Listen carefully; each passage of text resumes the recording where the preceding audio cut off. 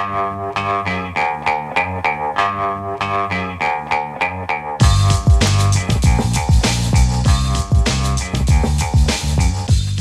the Brian Lehrer Show on WNYC. Good morning again, everyone. Now we're going to talk with an incoming progressive mayor. Let's see if you can figure out who this is and what city I'm talking about. Incoming progressive mayor who defeated a disgraced former governor who spent a lot of money trying for a comeback. Surprise, I'm not talking about Mayor Mamdani. I'm talking about James Solomon of Jersey City, where a surprisingly similar race, for those of you who didn't follow it or vote in it, unfolded across the river from New York City. Solomon has been serving as a Jersey City council member since 2017. He ran for mayor on a platform of affordability, vowing to take on big developers and special interests.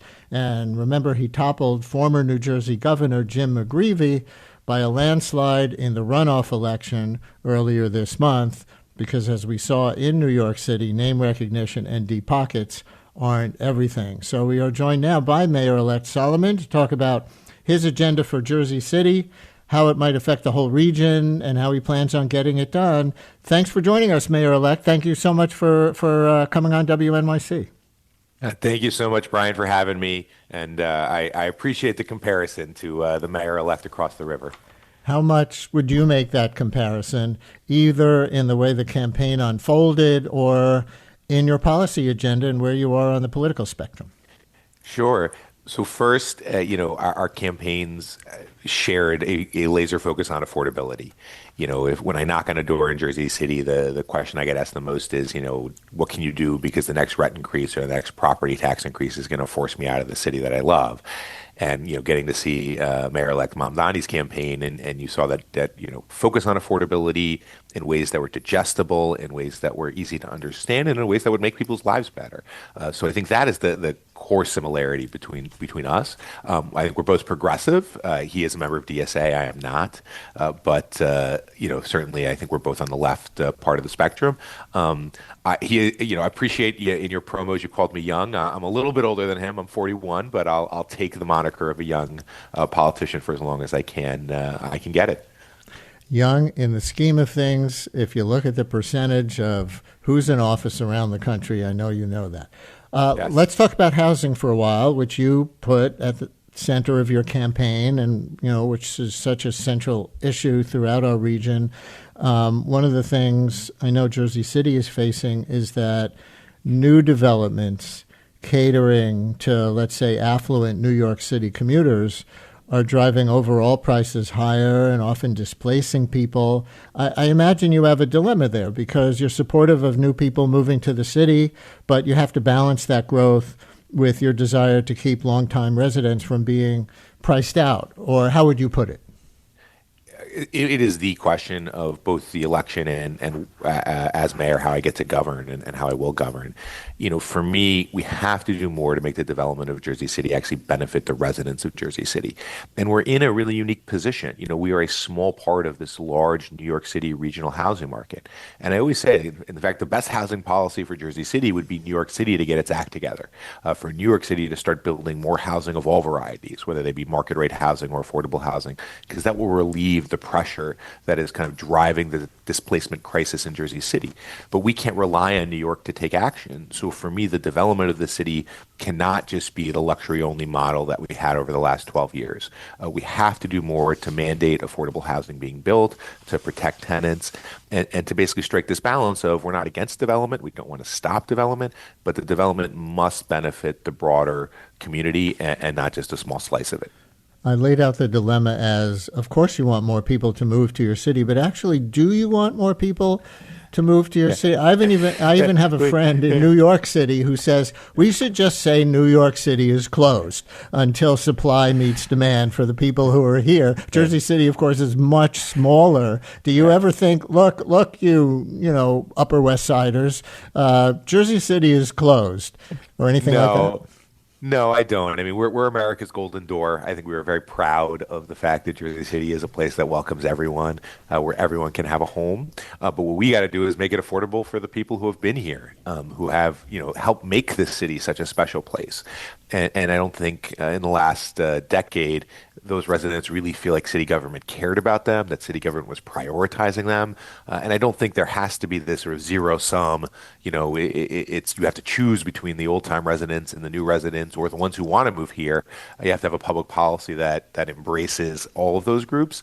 But I think, again, where voters feel in Jersey City is that over the last decade, the long-term residents have been forgotten, that the development process hasn't been for them, that they haven't seen the benefits, and in fact have only seen the negatives, and that's what has to change. You said in the last 10 years, city government hasn't cared enough about people. Do you think Steve Fulop was a bad mayor? And I'll note that he has now gone on to become president of the major big business lobby group in New York City. Well, there is nuance in everything. There are things the mayor did that I was particularly fond of, and there were real criticisms. But the two for me were three. Let me put the three huge changes that I think have to occur. The first is what we talked about: development for everybody, not development just for the wealthy and luxury only. The second is solving our budget crisis. We do not 100% know the exact figures, but we believe we're walking to a structural deficit of around $100 million. That's 15% of our budget. That is an extraordinary number, one of the highest across the country.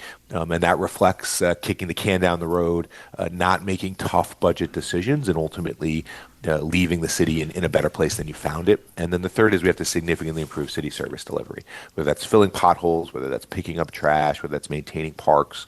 City service delivery is not close to where it needs to be. So on those three issues, we really need a change in direction. And listeners, Jersey City listeners in particular, we can take some phone calls and texts for Mayor-elect James Solomon, 212-433. WNYC 212-433-9692. And we have some calls coming in already, some texts coming in already. We'll go to you folks in just a minute. I just want to follow up a little more on the housing issue. On the campaign trail, you talked about a plan to create thousands of apartments capped at $1,000 a month rent. Can you walk us through how you plan to accomplish that? Because I know the dilemma always is, well, without massive property tax increases and, therefore government subsidies, you can't get developers in the game to build buildings that are going to have rent that low. Yeah. Happy to do so. So the first is we propose mandating affordable housing in every large new project. That hasn't happened in the city to date, and I think we have failed to build the affordable housing that we need in Jersey City. And when you mandate affordable housing, a portion of that is going to be affordable at very low incomes. Then that is rent of around $1,000 a month. And oftentimes when you knock on a door and you say, I want to prioritize affordable housing, the first question that comes back at you is, well, what do you mean by affordable? Because if you mean $2,500 a month in rent, that's not affordable to me. It's not affordable to most working people in the city, is what folks will say to me when I'm on the door. So we wanted to make it explicit that we are going to prioritize affordable units at very low incomes. If you look at the data, it's the type of affordable housing we need the most. It's the most at risk in Jersey City. So we're going to mandate that developers provide that as a portion of the overall affordable that we're requiring. And we're also going to use some tools to maximize and increase the number of that. Then your question is, well, how do you pay for it? The primary way you pay for it is having developers subsidize it with the luxury units that they're building. So if you're building, 80% market rate, some of these developers are charging 8, 9, 10K a month in rental fees. That is, there's significant profit there, and a number that revenue can be used to subsidize the low income and very low income units of housing. Now, across the city, that's going to look different. A project downtown will look different than the Heights, than the West Side, than Greenville. And so we're going to be sensitive to the fact that every neighborhood looks a little different. Our affordable housing plans are going to look a little different in each neighborhood. And we are going to look to the state to provide subsidies. The state has what's called the Aspire program, which is a wonderful program to get more affordable housing and union labor on these projects. So we're going to look to every tool that we have to fund it. But property taxes have gone up 50% in 5 years. So it is and we have as I said, $100 million structural deficit that we are walking into. So for me, it is unacceptable that any solution would significantly increase property taxes, because that's going to drive out people of the city. It's going to displace more people as well. And you ran so much on, you'll put people first, not developers. I think you even put it that way. Yes. Why should they build in Jersey City if that's your stance? toward them. They can build in Hoboken. They can build in Fort Lee, also right across the river from Manhattan. Why shouldn't they say, okay, no, we're not going to bother with James Solomon's Jersey City?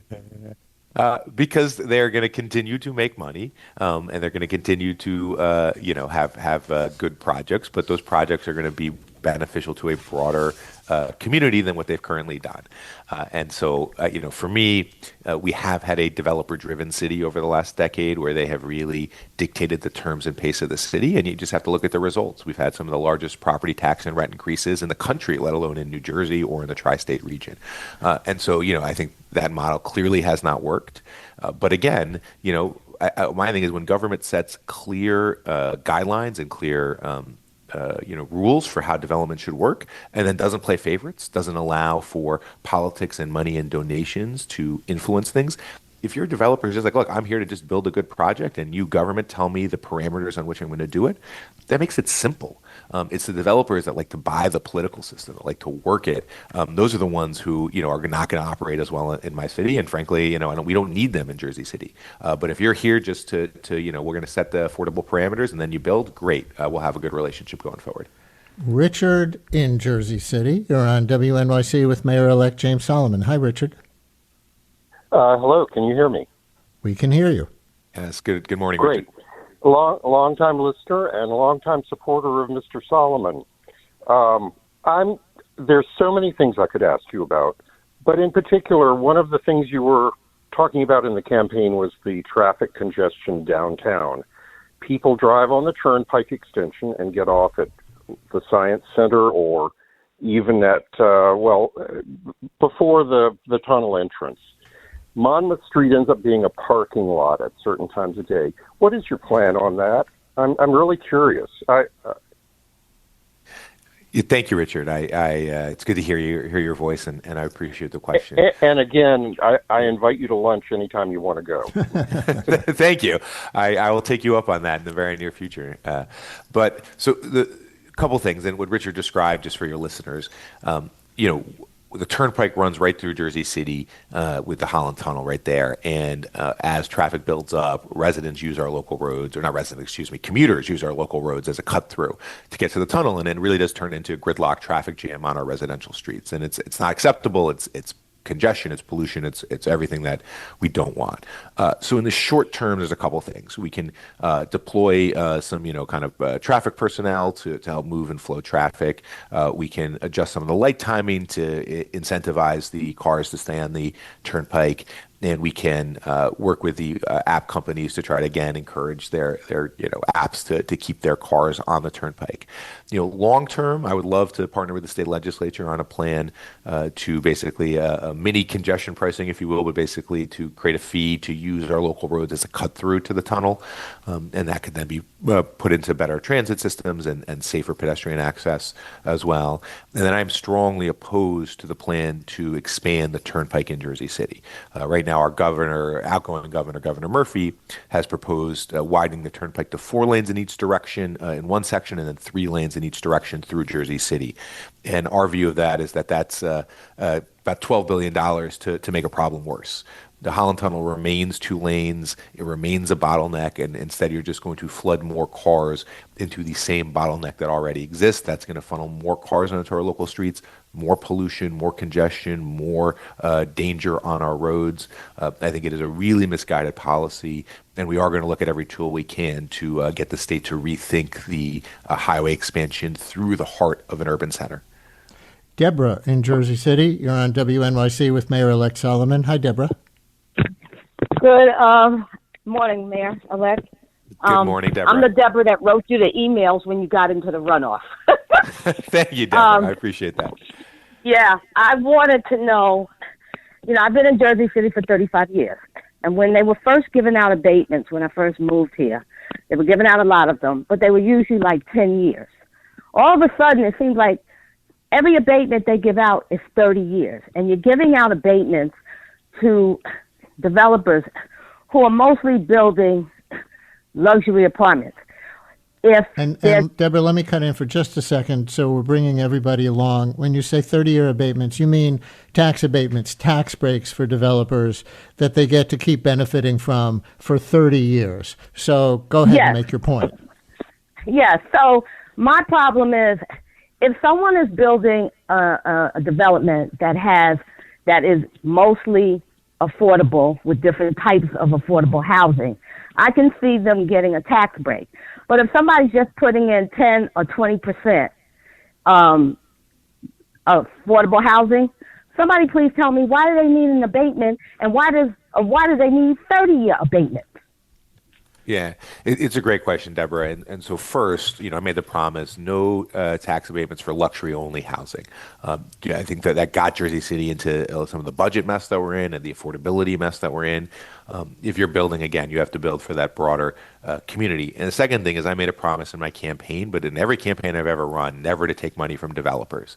And that was so I could be an unbiased, arbiter and decision maker when a developer is coming before us. So if they come before us and say, look, I want to give you a set of community benefits for a tax break, so a series of affordable housing projects, maybe a new park or a new school, we're going to subject that to independent financial analysis. And I will be an independent decision maker because they haven't given me a cent in donations. I think that's the model we need to move to in Jersey City, and having less influence of developers on politics. So, my promise here is you're going to take each project one by one, but no abatements for luxury-only development. And a developer comes and says, well, I need this. We're going to say, show your work, and that work will be public. It will be public for the community to review, to see the numbers, to know that their tax dollars are always going to projects that benefit the broader community, not money that goes into the pockets of the politically connected. This next caller identifies himself as a real estate broker. He may be making a similar point to Deborah, but let's see. Paul in Jersey City, you're on WNYC with Mayor-elect Solomon. Thank you. Yeah, hey, Paul, how I are was you? going to say the same thing. I'm doing very good. I was going to say the same thing or similar stuff. I wasn't talking about abatements per se, but more like the pilot programs and some of those other programs where there are properties that are worth, 2, 3, 4 times what the average property in Jersey City is worth, but they're assessed far lower and their tax burden is lower. My taxes have been going up to subsidize these, and there's no need for it, especially in a building like a condominium where there is no low-income housing there or anything like that. Yeah, absolutely. I mean, one, creating just a fair assessment system. What New Jersey law requires us to do is reevaluate the properties every decade. But we actually have the ability to move to an annual system, which I think is a fairer system. And then again, if you've got someone who's building a luxury-only development, they're not going to get a tax break in my administration. That just can't happen.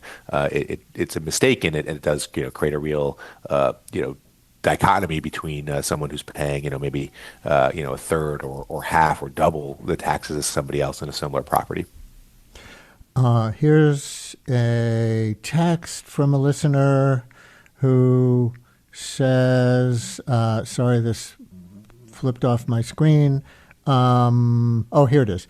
I see no parking tickets on any cars ever on my downtown block. Non-residents are supposed to park max 2 hours. Congestion pricing and no tickets has incentivized non-residents to park and take the train. Your response? 100% right. This resident's experience is my experience. So we broadly need to make government work, and one piece of that is our parking enforcement. Then it's a simple rule, which is, if you don't have a resident permit Monday through Friday, you can only have 2-hour parking on our streets. We got to enforce it. And right now, the city government, that gets back to that very big question you asked me at the start, Brian, which was, what do we need to do better from the current administration? And one is the basic city service delivery. We're not, our traffic enforcement division is not where it needs to be. So we're going to have significantly better resident only parking enforcement or resident parking enforcement. And then that's to a broader system of making sure we're delivering the basics of government well. We have a plan to establish a city stat style system. So using performance management, holding division and department directors accountable, communicating communicating that data out to the public on a regular basis. Things that have worked in cities from Baltimore to Louisville to basically make city services work well. And I think, for folks who are municipal government nerds, which I happily consider myself to be, there's a real model in Boston with Mayor Michelle Wu of how do you do the big things and the basics. And that is the standard that we're going to hold ourselves to. So we have a big picture of making the city more affordable, and we're going to deliver the basics of city government well. In a similar vein to the previous text, listener writes, you ran in support of traffic and pedestrian safety. There was another pedestrian death on Mallory. Please vocalize your support of Vision Zero and the infrastructure department as a whole. Better neighborhoods, pedestrian first, writes this listener. Yes, absolutely. So if there's not a single person I know in Jersey City who has not had a close call on our streets, almost been run over, almost hit on a bike, almost in a car crash. And that's an unacceptable reality. And I'm committed to Vision Zero, which for, again, listeners who don't know means the goal of zero traffic fatalities on our streets, zero serious injuries. We have had two, truly tragic fatalities, a child killed over the summer, older gentleman killed, I think today, sadly, the crash was yesterday and killed today. So how do we change that reality? First, real investments in our infrastructure department, so both operating and capital dollars that they're getting to make our streets safer, and then real traffic enforcement. We do not have a traffic enforcement division with JCPD. Our state bans us from automated traffic enforcement measures, so we have to push on both those fronts, create real enforcement in our local police force, and then push our state legislature to amend the laws and give us the ability to have real automated traffic enforcement as well. Back to housing. Mike in Jersey City, or on WNYC with Mayor-elect Solomon. Hi, Mike. Thanks, Brian. How are you? Mr. Mayor, I'm calling. I don't want to get too far into the weeds on a radio show, but the property tax assessment system in Jersey City, and I say this as somebody who owns 6 units of affordable housing in Jersey City, discriminates against affordable housing buildings and in favor of rich people buildings. Without getting into the weeds, you would know this from your Kennedy background. They use the same capitalization rate for both types of properties, and it basically shifts the tax burden to the buildings that provide housing for lower income and middle income people, and away from Ivanka Trump's tower in downtown Jersey City. And it would be great if you could look into that. I appreciate you sharing that 100%. And Brian, this also gets a little bit to your question earlier. It's like, well, are these developers all going to leave? If you're building affordable, we want you here. So we got to make that system work. Obviously, we will look specifically into this question of the assessments. Our tax assessor is technically a state employee, but there are ways we can work with that person to change the way that they're doing assessments if they are unfairly penalizing affordable and moderate income units. We have a housing transition team that's going to be getting started in their work, and they're going to be presenting both 100-day recommendations and first-term recommendations. So we're going to ask them to look at this specifically and include that in our plans. And then more broadly, we do want to cut red tape, permitting, clear rules. If you're building affordable, we want that to be a clear process for you to go through that is quick and easy and understandable and free from political influence. Two kind of competing texts. One says you are really in the NIMBY camp, not in my backyard, and they don't like that. The other is exactly the opposite, that says Jersey City roads are narrow and cannot support traffic or bike lanes. They mean more traffic or bike lanes. Path has shortened trains. We can't support more development, and wants a response. I appreciate this is the beauty of local government, and you get all the perspectives and all at once. So, I classify myself and my views as neither YIMBY nor NIMBY. So not yes in my backyard, not no in my backyard. And I want to view it as a balanced approach that knows we have to grow and develop as a city. It helps our tax base. It can bring the affordable housing that we need. But to very specifically say, if someone is just proposing a luxury-only building and project, I don't think that is ultimately benefiting Jersey City, because we can't build ourselves out of the New York City housing crisis. New York City has to build out of the New York City housing crisis. And my job is to make sure development benefits the broader community. And so for the person who thinks we're overcrowded and we can't have more projects, What I say is I don't agree, but what I will do is subject every project to a clear cost benefit analysis. And again, because I don't take money from developers, they're not going to get a project approved just because they donated to my campaign account, which I think has been too often the New Jersey way of doing development. So we're going to assess every project on a case-by-case basis, make sure that it fits the infrastructure of that community and provides it. And for the person who's like, hey, you're a NIMBY, I would say is, look, I've approved 400 or 500 unit projects during my time as a councilman, but those projects brought benefits. They brought real affordable housing, new park space. I didn't just let a developer say yes. I said, look, meet the needs of the community, and then I'm happy to partner with you.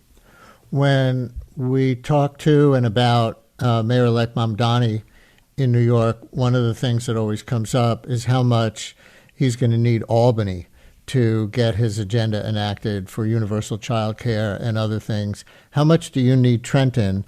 And, you've already brought up one of the ways that you hope the state will help you will help the city afford affordable housing construction. Have you spoken to Governor-elect Sherrill about these things and have any commitments? I had a wonderful conversation with the governor-elect in the fall and brought up these core needs: affordable housing, keeping Liberty State Park free, open, and green, and real investments in our transit system, as well as our budget challenges. Those were the main topics of conversation, and I'm, believe she'll be a wonderful partner for us. I do need Trenton. It's not exactly the same way Mamdani needs Albany, in that some of his core proposals need a direct, approval from the legislature and the governor. Although certainly there's a number of laws I'd love the legislature to pass to make our job of governing easier in Jersey City. But what we do really need is a partner in Governor-elect Sherrill and our legislative delegation. New Jersey City has really gotten the short end of the stick from Trenton in the last decade. The current mayor, had really strained, toxic relationships with the powers in Trenton. And I think there's a ground here where you're true to your values, you're willing to criticize kind of politics as usual in Trenton, and build relationships with folks to make sure Jersey City gets its fair share of resources and attention. So I think that will be a really positive, marked change in the way that I approach Trenton from the way that the last 10 years Trenton has sort of been actively sort of punishing Jersey City. And I think we're going to get the opposite in the coming 4 years. One more call. Alana in Jersey City. You're on WNYC with Mayor-elect Solomon. Hello, Alana. Hi. I'm just wondering what Solomon's stance is on the Uber Eats delivery robots that have been taking up public pedestrian space and taking away jobs. And I'm just wondering if he has any particular opinion on that. Thank you, Alana. That is a great question. So again, for your listeners, we have these little robots that now deliver food in a partnership with Uber Eats, as opposed to individuals on bikes or walking or cars. Obviously, those people are still delivering as well.